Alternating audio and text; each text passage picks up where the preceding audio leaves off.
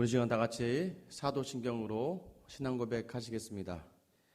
전능하사 천지를 만드신 하나님 아버지를 내가 믿사오며 그 외아들 우리 주 예수 그리스도를 믿사오니 이는 성령으로 잉태하사 동정녀 마리아에게 나시고 본디오 빌라도에게 고난을 받으사 십자가에 못 박혀 죽으시고 장사한 지 사흘 만에 죽은 자 가운데서 다시 살아나시며 하늘에 오르사 전능하신 하나님 우편에 앉아 계시다가 저리로서 산자와 죽은 자를 심판하러 오시리라. 성령을 믿사오며 거룩한 공예와 성도가 서로 교통하는 것과 죄를 사하여 주시는 것과 몸이 다시 사는 것과 영원히 사는 것을 믿사옵나이다. 아멘. 우리 시간 찬송가 263장 찬송가 263장 찬송하겠습니다.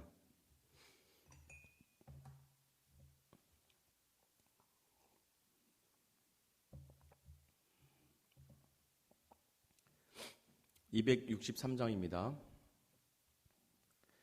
이 세상 엄하고 나 비록 약하나 늘 기도 힘쓰면 큰 권능 얻겠네. 주의 은혜로 대속받아서 비와 같이 붉은 죄 눈같이 이겠네. 주님의 권능은 한없이 크오니 돌 같은 내 마음 곧 녹여주소서. 주의 은혜로 대속받아서 비와 같이 붉은 죄 눈같이 이겠네. 내 맘이 약하여 늘 넘어지오니 주 예수 힘주사 굳세게 하소서. 주의 은혜로 대속받아서 비와 같이 붉은 죄 눈같이 이겠네. 죄 사함 받은 후 새 사람 되어서 주 앞에 서는 날 늘 찬송하겠네. 주의 은혜로 대속받아서 비와 같이 붉은 죄 눈같이 이겠네. 아멘. 이 시간 우리에게 주시는 말씀 요한복음 6장 1절부터 15절까지 말씀입니다. 요한복음 6장 1절부터 15절까지 말씀입니다. 같이 한 목소리로 같이 읽겠습니다. 각 가정에서도 속으로라도 조용히 따라서 같이 읽어주시기 바랍니다. 그 후에 예수께서 디베랴의 갈릴리 바다 건너편으로 가시매 큰 무리가 따르니 이는 병자들에게 행하시는 표적을 보았음이로라. 예수께서 산에 오르사 제자들과 함께 거기 앉으시니 마침 유대인의 명절인 유월절이 가까운지라. 예수께서 눈을 들어 큰 무리가 자기에게로 오는 것을 보시고 빌립에게 이르시되 우리가 어디서 떡을 사서 이 사람들을 먹이겠느냐 하시니 이렇게 말씀하심은 친히 어떻게 하실지를 아시고 빌립을 시험하고자 하심이라. 빌립이 대답하되 각 사람으로 조금씩 받게 할지라도 200데나리온의 떡이 부족하리이다. 제자 중 하나 곧 시몬 베드로의 형제 안드레가 예수께 여짜오되 여기 한 아이가 있어 보리떡 5개와 물고기 2마리를 가지고 있나이다. 그러나 그것이 이 많은 사람에게 얼마나 되겠사옵나이까. 예수께서 이르시되 이 사람들로 앉게 하라 하시니 그곳에 잔디가 많은지라. 사람들이 앉으니 수가 5,000명쯤 되더라. 예수께서 떡을 가져 축사하신 후에 앉아있는 자들에게 나눠주시고 물고기도 그렇게 그들의 원대로 주시니라. 그들이 배부른 후에 예수께서 제자들에게 이르시되 남은 조각을 거두고 버리는 것이 없게 하라 하시므로 이에 거두니 보리떡 5개로 먹고 남은 조각이 12바구니에 찼더라. 그 사람들이 예수께서 행하신 이 표적을 보고 말하되 이는 참으로 세상에 오실 그 선지자라 하더라. 그러므로 예수께서 그들이 와서 자기를 억지로 붙들어 임금으로 삼으려는 줄 아시고 다시 혼자 산으로 떠나 가시니라. 아멘. 먼저 광고 말씀드리겠습니다. 우리 코로나 사태로 인해서 계속해서 이제 어제부터죠. 3월 1일부터 다음 주 토요일 3월 14일까지는요. 교회 모든 모임이 교회 안에 있지 않고요. 주일 예배와 또 이 새벽 기도도 영상으로 대체하겠습니다. 특별히 새벽 기도에는 5시 20분 정도에부터 유튜브나 또 홈페이지를 통해서 얼마든지 예배에 동참하실 수 있으니까 꼭 가정에서도 가능하시면 성경책을 준비하고 말씀을 듣고 또 찬송하고 기도하는 마음으로 준비하셔서 예배에 임하여 주시기를 부탁을 드리도록 하겠습니다. 사실 오늘은 이제 월삭이거든요. 월삭이니까 또 월삭 드리는 마음으로 같이 예배하셨으면 좋겠습니다. 이것이 이제 새벽기도 첫 코로나 영상 새벽 기도회죠. 그리고 또 3월 첫날 주일을 제외하고 첫날 월삭 예배입니다. 월삭을 드리지 않다 보니까 또 이제 새벽에 저 혼자 이렇게 예배를 드리는 개념으로 서 있다 보니까 좀 사실 설교가 어려운 건 사실입니다. 청중이 없는 설교가 힘들다는 걸 다시 한번 느끼게 되는 시간입니다. 왜냐하면 이 설교는 소통이거든요. 함께 예배함이기 때문입니다. 그러나 이제 시간과 공간을 초월하신 우리 주님께서 저와 여러분에게 오늘 더욱더 큰 은혜 주시기를 주님의 이름으로 축원합니다. 사실 이 부목사로 있을 때만 해도요, 담임 목사의 이 자리는 참 부러움의 자리이죠. 무엇인가 혼자 결정할 수 있고 무엇인가 혼자의 스케줄을 잡고 그가 하고 싶은 것, 자신이 하고 싶은 것을 목회적인 것들을 하는 것, 자신의 목회. 예전에 이제 담임 목사님을 이제 섬길 때요, 항상 이제 저희가 이제 조언을 해드리잖아요. 목사님 이런 건 이렇게 하면 좋을 것 같습니다. 목사님 이건 이렇게 하면 좋을 것 같아요라고 말씀드리면요, 항상 목사님은 이제 저희랑 이렇게 좋은 분위기에서 이렇게 얘기하셨습니다. 그래, 네가 담임하면 그거 해. 네가 담임 가면 그거 해라라고 얘기하셨거든요. 그래서 그때는 웃으면서도 속으로 그래, 내가 담임 가면 꼭 해야지라고 생각했던 것들이 참 많이 있어요. 그런데요, 지금 제가 2달의 담임 목회를 하고 있는데 불구하고요, 2달 동안 저는 정말 제가 하고 싶은 거 다 하고 있을까요? 아니죠. 사실 모든 성도님들이 저를 위해 주시고 기도해 주시고 저를 바라주시지만요, 사실 어떤 일들을 결정함에 있어서 다 제가 원하는 대로 목회를 하고 있지는 않습니다. 그것이 내 맘대로 되지 않는 것이죠. 또 반대로 제 맘대로 된다고 정말 좋고 편할까요? 아니죠. 언제가 가장 편할까요? 언제가 가장 마음이 따뜻할까요? 그것은요, 바로 예수님이 원하시는 선택을 내가 했다라고 느껴질 때는 그 결과와 상관없이 그저 참 바른 선택이구나, 바른 길을 내가 가고 있구나라고 느껴질 때가 있습니다. 우리가 지금 사실 가는 길이 좀 힘든 길입니다. 여러분 지금 가정에서 예배 드리는 것, 우리 교회는 특히 새벽 기도에 나와서요, 정말 크게 소리 질러 가면서 방언도 하고 소리 지르고 흐느껴 울면서도 기도하는 이 새벽 기도회가 우리 교회 장점인데, 지금 여러분 각 가정에서 그렇게 기도하실 수 있을까요? 그러나 오늘 홀로 서기 하는 그 가정의 자리에서 하나님께서 여러분에게 큰 은혜 주시기를 간절히 소망합니다. 오늘 본문에 보면은요, 예수님이 디베라의 갈릴리 바다 건너편으로 가셨어요.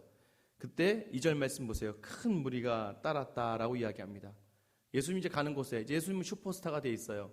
예수님이 가는 곳에 많은 무리들이 따르고 있는 겁니다. 그런데 왜 따랐는지 2절 후반절에 나오죠. 이는 병자들에게 행하시는 표적을 보았음이러라 라고 이야기합니다. 이제 그 사람들이 따르는 목적이 정확하죠. 무엇입니까? 예수님이 병자들을 낫게 하신 그 표적을 보았기 때문에. 그러면 그 표적을 일으키신 그 예수님을 따르는 이유는 무엇이겠습니까?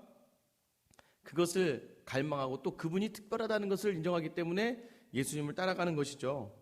자, 근데 그들이요 계속해서 따라갑니다. 마태복음 14장, 마가복음 6장, 누가복음 9장에요. 오늘 요한복음 6장과 같은 동일한 이 사건이 기록되어져 있는데요. 그것을 보다 보면요, 예수님이 먼저 이렇게 얘기하세요. 저들이 너무 자신을 따르니까 불쌍히 여기셔서 저들에게 먹을 것을 주어라라고 이야기합니다. 원래는 제자들이 먼저 예수님, 이쯤 되면 저들이 허기가 지니까 마을로 돌려보내서 저들이 식사를 하고 또 다음날 다시 모여서 말씀을 듣게 하시죠 라고 얘기했는데요. 예수님이 그들에게 뭐라고 이야기합니까? 너희가 먹을 것을 줘라 라고 제자들에게 이야기하시죠. 근데 오늘 본문의 말씀에 그런 내용들이 나와 있지는 않아요. 그냥 우리가 그 마태, 마가, 누가복음을 생각하면 앞의 내용이 그렇게 진행이 되었다는 것입니다.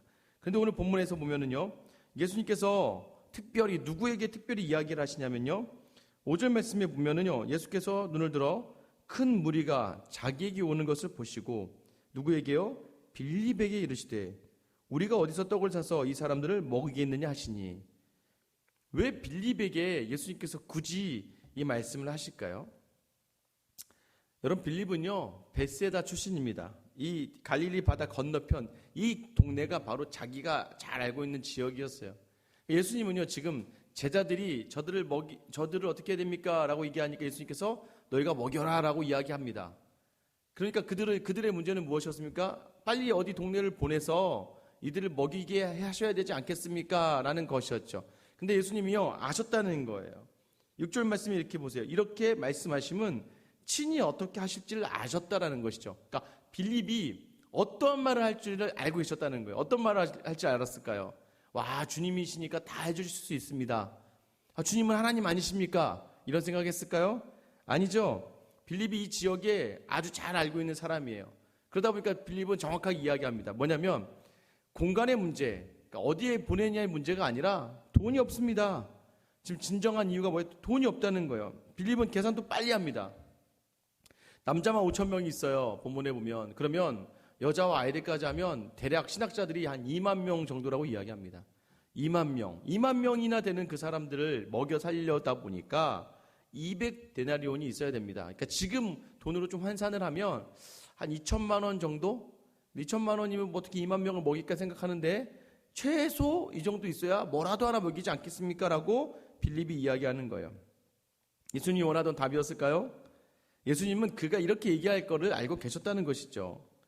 제자들은 어디를 보내서 식사를 하게 해야 될까요? 라고 이야기하고 있는데 예수님은 빌립에게 물으시고 빌립은 장소의 문제가 아니라 돈의 문제죠 라고 해서 돈이 없지 않습니까? 라고 정확하게 그 상황을 딱 인식하죠. 그리고 정확하게 예수님에게 전화합니다. 그러자 옆에 있던 안드레가 등장을 하죠. 특별한 이야기가 없었는데 안드레가 8절 말씀이죠. 제자 중 하나 곧 시몬 베드로의 형제 안드레가 예수께 여짜오되. 예수께 물어요. 한 아이가요 보리떡 5개가 있고 물고기 2마리만 있습니다. 그런데 이거 가지고 이렇게 많은 사람을 어떻게 다 먹입니까? 이 많은 사람에게 얼마나 되겠사옵나이까? 라고 이 안드레가 이야기하는 것이죠. 사실 다른 복음서를 자세히 보면 그냥 떡이라만 나와 있는데요. 오늘 본문에는 보리떡이라고 이야기합니다. 이 보리떡은요 정말 가난한 사람들이 짐승이 먹던 음식이다라고 이야기하는 거예요. 또 물고기, 여기서 말하는 물고기라는 이 표현의 물고기는요 헬라어로 굉장히 작은 물고기를 이야기합니다. 그러니까 결국은 요것밖에 없는데 이것을 어떻게 먹습니까? 그러니까 정확하게 문제와 정확한 현실을 파악한 거예요.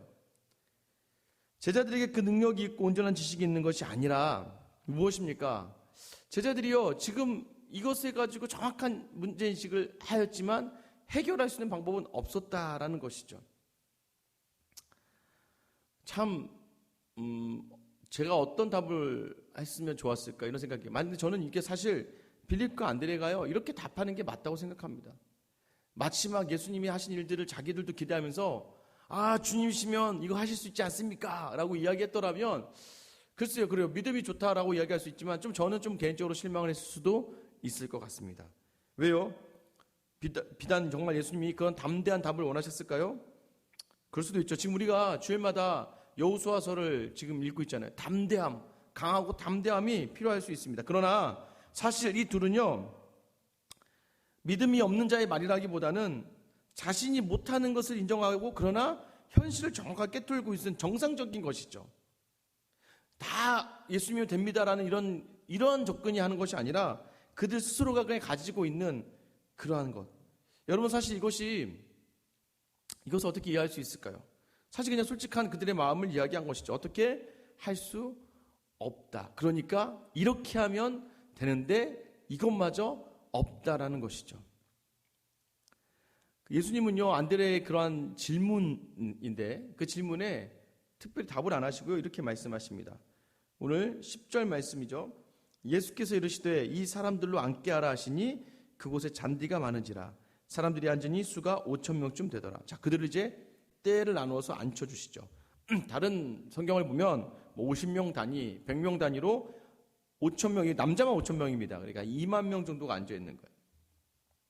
그리고 다른 성경책에 보면 제자들에게 떡을 주시면서 먹이라라고 하는데요, 오늘 본문은 예수님이 직접 주십니다. 그래서 2만 명을 어떻게 먹을 수 있었을까요? 여러분, 이게요, 사실은 우리가 논리적으로, 이성적으로 이해하기 어렵습니다. 우리가 보통 교회에서 성찬식을 해도요, 모르게 많지 않지만 좀 큰 교회 한 1,000명, 1,500명 교회도요, 성찬식을 장로님들이 다 나와서 해도요, 최소한 15분 이상 걸리거든요. 장로님이 한 20분 막 이렇게 돼도 그것도 1,500명이 다 앉아있는 것도 아니거든요. 그 2만 명을 다 먹이려고 했으면 어떻게 먹였을까요? 그런데 성경은요, 그게 중요하지 않다고 얘기하는 거예요. 우리의 이런 호기심이 다 충족되어지지 않지만 정확하게 성경이 이야기하고 싶은 것은 무엇입니까? 11절부터 13절 오늘 본문에서 예수님이 하신 일들이죠. 예수께서 떡을 가져 축사하신 후에 앉아있는 자들에게 나눠주시고 물고기도 그들에게 그렇게 그들의 원대로 주시니라. 그들이 배부른 후에 예수께서 제자들에게 이르시되 남은 조각을 거두고 버리는 것이 없게 하라 하시므로 이에 거두니 보리떡 5개로 먹고 남은 조각이 12바구니에 찼더라. 엄청나게 그들을 배부르게 하시고 원하는 대로 배부르게 하시고 12바구니, 왜 12바구니일까요? 12제자니까. 12제자가 하나씩 바구니 옆에 있지 않았을까요? 그러니 그 12바구니가 다 남았다. 그러니까 정말 배부르게 먹었다는 이야기는 무엇입니까? 음식을 남겼다는 것이잖아요. 그만큼 이들의 모든 배가 채워졌다는 것입니다. 이 일을 왜 어떤 일이 일어납니까? 15절 말씀 보시죠. 그러므로 예수께서 그들이 와서 자기를 억지로 붙들어 임금 삼으려는 줄 아시고, 그 사람들이요, 이 예수님을 임금 삼으려고 했습니다. 표적을 경험하자마자 예수님을 왕을 삼으려고 했어요. 왜요? 계속 얻어먹어야 되니까. 예수님하고만 있으면 가만히 있어도 굶지 않잖아요. 배부르잖아요. 그 당시 그 시대에 먹고 사는 문제가 가장 큰 문제 아니었을까요? 예전 조선시대, 그 이전 시대 다 그러지 않습니까? 왕이, 가장 좋은 왕은 어떤 왕인가요? 배부르게 해주는 왕이죠. 태평성대가 무엇입니까? 모든 백성들이 배부르게 살면 정말 좋은 왕 아닌가요? 예수님이 바로 그런 왕이셨다는 거죠. 그들에게 있어서는 이렇게 좋은 왕이 없었죠. 그래서 그들은 예수님께 나옵니다. 그러나 예수님이 그들의 모습을 보고, 내가 이 자리를 피해야겠구나. 왜요? 저들이 다가오는 그 모습은 제자의 모습이 아니었기 때문입니다.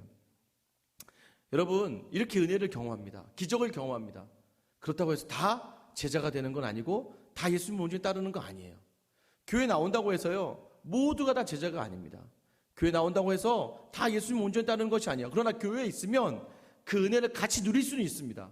특별한 체험, 특별한 기적을 누릴 수 있지만, 그러나 그것이 정작 내가 제자다라고 인정할 수 있는 부분들은 어디서 나타납니까? 오늘 예수님이 그 모습 보여주지 않습니까? 무엇이에요? 다시 혼자 산으로 떠나가시니라. 예수님은요, 세상의 왕으로서의 대접을 받고자 이 자리에 오신 게 아니었거든요. 예수님은요, 자신이 누구인가? 하나님의 아들로, 요한복음 계속 이야기하고 있지 않습니까? 하나님의 아들로, 하나님의 어린 양으로 우리를 구원하실 구원주로 이 땅에 오셨다는 그 목적이 있었는데, 세상의 왕처럼 자신을 섬기려고 하는 사람들에 대해서 예수님은 멀리 하신다는 거예요. 이것을 오늘 본문에서는 혼자 다시 산으로 그 자리를 떠나가신다는 것이죠. 오병이어 사건의 핵심이 무엇인가요? 여러분, 5,000명, 2만 명이 배불리 먹었습니다. 오늘 본문의 핵심은요, 예수님은 그렇게 풍성함으로 채워주시는 그 하나님이시라는 걸 우리에게 알려주시는 거예요. 가나안 혼인 자체가 어땠습니까? 제일 처음 이적이 어땠어요?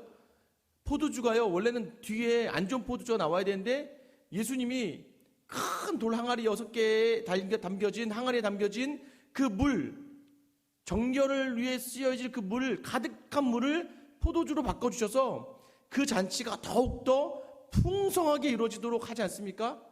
또 어떤 일이 있었습니까? 4장에 보면 사마리아 여인을 만나요. 사마리아 여인을 만났을 때 예수님이 어떻게 이야기하세요? 나는 생수의 강이다. 내 안에서 그 생수의 강이 차고 넘치도록, 내 생수가 부어지면 네가 먹어도 목마르지 않을 정도로 무엇입니까? 풍성함을 이야기하고 있는 거예요. 오늘 500년의 사건도 마찬가지입니다. 나는 떼어도 줄지 않는 떡과 같이 너희가 나의 이름을 부르고 나를 구하면서 그렇게 나아가면 나아갈수록 너희 삶의 생명의 떡으로, 너희 삶을 살리는 떡으로 계속해서 존재할 그러한 하나님이다라는 것을 오늘 본문이 우리에게 알려주시는 것이죠. 자꾸 예수를 속세, 세상의 왕으로 섬기며 살아가는 우리의 모습을요 지적해 주시는 거예요. 기복이라고 하죠. 예수를 왜 믿습니까? 말은 포장은 번들어하게 해서 은혜라고 이야기합니다. 그러나 예수 믿는 이 진짜 유의 목적은 마치 예수님을 세상의 왕으로 삼으려고 하는 우리의 모습이 있다는 거예요. 좀 더 좋은 집, 좀 더 좋은 옷, 좀 더 좋은 것들, 좀 더 편안한 것들, 이것을 예수님이 주신다라고 하는 것을 바라보면서 은혜라고 이야기하고 있지만 사실은 그것이 전부 다 세상의 왕으로서 마치 예수님을 왕으로 삼고자 하는 무리들과 다를 바 없는 우리의 믿음을 다시 한번 돌이키려게 해주시는 자리라는 걸 아십니까? 주님이 주인 되어 주신다는 고백은 무엇입니까? 오늘 그분이 가신 혼자 산으로 올라가신 그 길을 너는 가고 있느냐? 생명의 떡이 우리 안에 거하면 우리는 그 예수를 따를 수밖에 없고 참 제자의 삶을 살아갈 수밖에 없습니다. 은혜 안에 있는 시간을 아끼라는 거예요. 주님 안에 있으면 풍성해지고 행복하다는 거예요. 떼어도 줄지 않는 생명의 떡이 되신 예수님을 기억하라는 겁니다. 오늘 이 본문의 말씀을 묵상하다가요, 저는 딱 한 분이 생각이 났어요. 어떤 분인 줄 아십니까?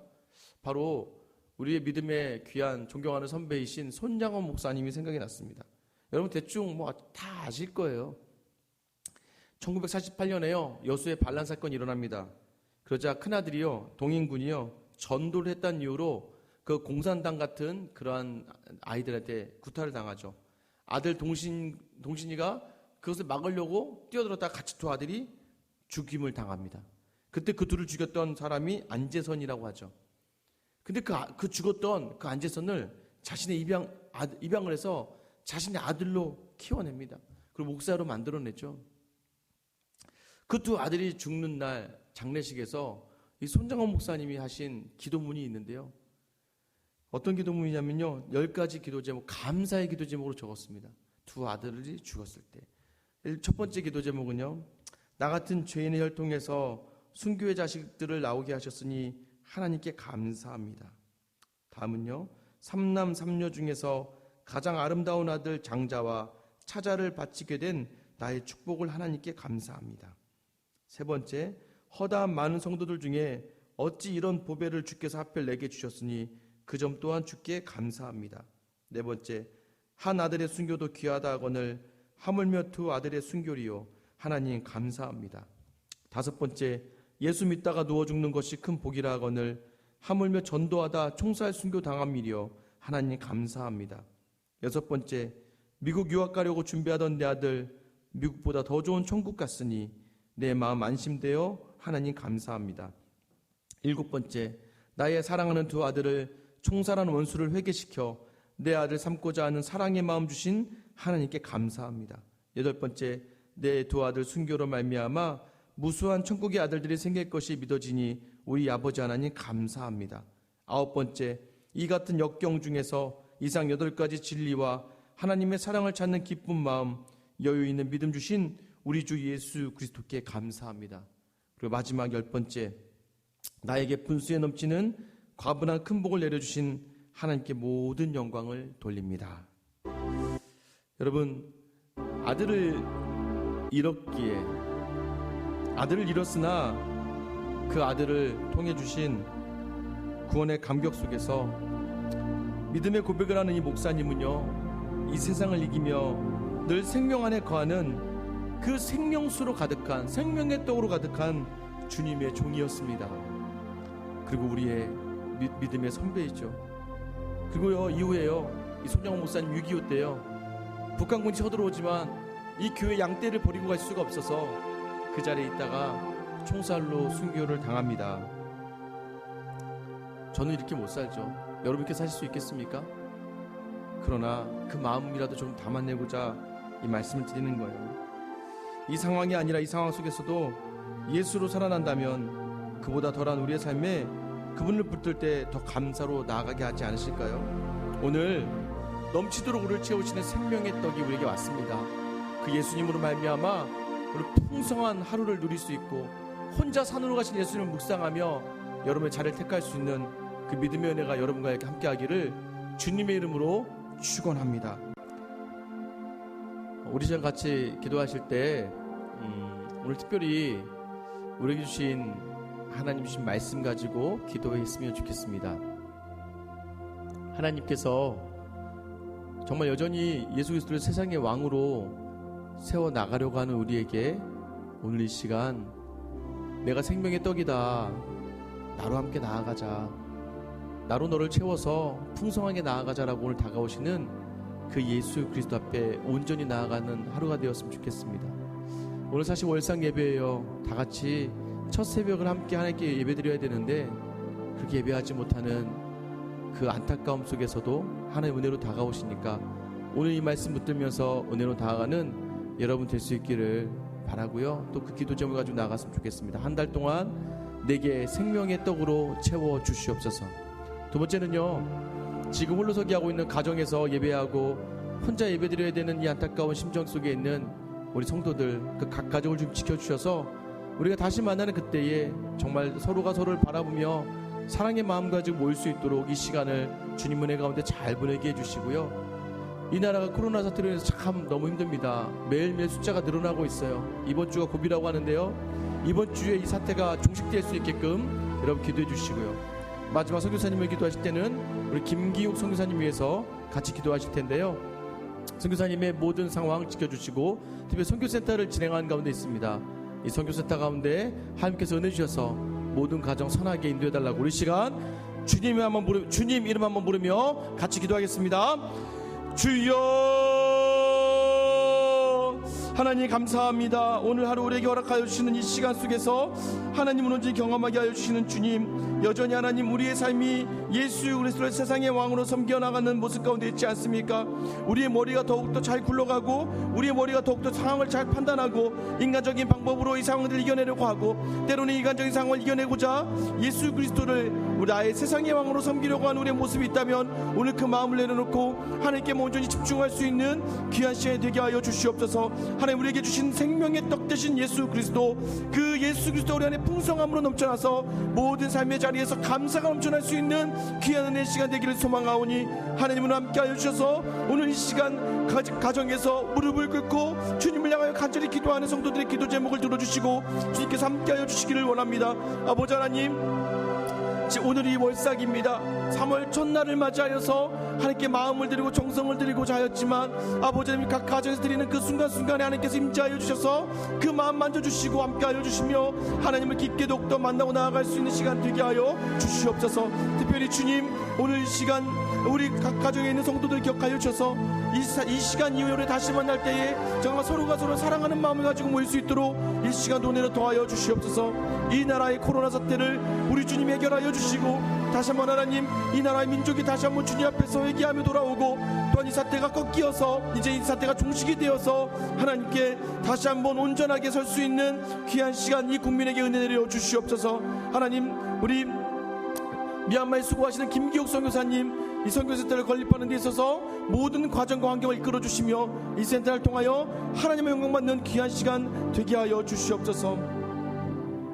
사랑의 하나님 감사합니다. 오늘 이 시간 우리의 기도 제목 가운데 하나님 응답하여 주시기를 원합니다. 하나님, 우리가 여전히 생명의 떡 되신 예수 그리스도 대신하여 세상의 왕으로 예수를 섬기려고 있지는 않은가? 너무나 현실을 잘 알고 파악하며 우리의 머리로 계산하며 우리의 뜻대로 하려고 있지는 않은가? 얄팍하고 강팍하게 그곳에 마저 예수 그리스도를 담아내려고 하지 않는가? 하나님, 예수께서 혼자 가신 산을 기억하며 그 길을 함께 갈 수 있는 제자의 삶을 우리로 살게 하여 주시기를 원합니다. 하나님, 월삭입니다. 한 달에 많은 기도 제목들이 있습니다. 그 기도 제목들을 가지고 함께 간절히 기도하는 각 성도들 마음 가운데 주의 음성 들려주시고, 이번 한 달은 특별하게 정말 가정에서 이렇게 예배드리고 시작하는 만큼 더욱더 은혜가 넘쳐날 수 있도록 주님 도와주시옵소서. 하나님, 각자의 가정에 있는 우리 성도들이 함께 모일 때 더욱더 큰 영광의 자리 되길 소망하오니 이 시간 주님이 동행하여 주시옵소서. 코로나 사태로 인하여서 나라와 민족이 어렵습니다. 하나님, 이 사태를 빨리 종식시켜 주시고 다시 한번 온 교회가 다시 예배가 회복될 수 있게끔 하나님 인도하여 주시옵소서. 미얀마에서 수고하시는 김기옥 선교사님, 하나님이 모든 사역을 지켜주시며 선교센터를 준비하고 있는 가운데 모든 가정마다 하나님의 선하심을 맛보할 수 있는 귀한 은혜 주시옵소서. 오늘 하루 주님께 내어드리는 우리 모습 가운데 풍성한 생명의 떡으로 우리를 채워 주시옵소서. 이제는 우리 주 예수 그리스도의 은혜와 하나님의 크신 사랑과 성령님의 감화감동 교통 인도하심이 오늘 각 가정에서 예배드리나 여전히 인간적인 모든 것들을 내놓기로 결단하며 생명의 떡 대신 예수 그리스도를 온전히 내 마음에 담아서 오늘 하루 살아내기로 작정하며 월삭을 주께 드리는 사랑하는 성도들 머리 위에와 그 가정 위에 이제부터 영원까지 함께 하시길 간절히 축원하옵나이다. 아멘. 이 시간 이후로부터는요, 음악은 잠시 계속 나올 거니까 여러분이 가지고 있는 기도의 제목 이 새벽에 여러분의 자리에서 묵상하면서 기도하셨으면 좋겠습니다. 참 어렵습니다. 이렇게 설교한 저도 어렵고 이렇게 말씀을 들어야 되는 여러분도 어려운데요, 우리 시간 각자의 자리에서 특별히 교회를 위해서, 저를 위해서, 여러분의 가정을 위해서 우리 시간 주님 이름만 부르며 기도하시다가 오늘 하루 각자의 하루를 살아낼 수 있기를 바랍니다. 우리 같이 이 시간 주님 이름만 부르며 기도하며 나가겠습니다. 주여